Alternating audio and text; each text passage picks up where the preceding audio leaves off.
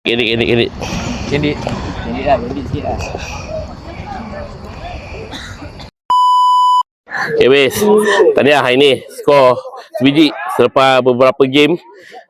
Itu lah. Jadi apa perasaan kau lepas dah skor sebiji ni? Sangat happy. Hari ni tim kita sangat bagus.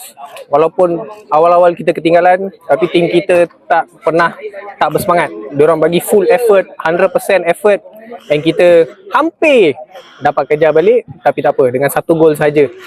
Mungkinlah satu gol ni akan motivate kau. Betul. Dia akan bukakan peluang saya dan juga memberi saya semangat untuk next game. Alhamdulillah. Okay, baik. Caleb, terima kasih sebab datang ini. Komen sikit game ini selepas kau dah buat 2 assist ni. Ni hard game lah. Boleh kata susah. Opponent main laju ada orang pengalaman ada banyak. Tapi tadi kau main posisi winger, memang itu posisi kau lah. Tak, biasa main midfield. Biasa main midfield. Ni saja try. Saja try lah. Tapi 2 assist ni terbaik. Okay. Saya Syafiq. Hari ni saya rasa game ketiga atau keempat saya bermain dengan Asal Gombak lah.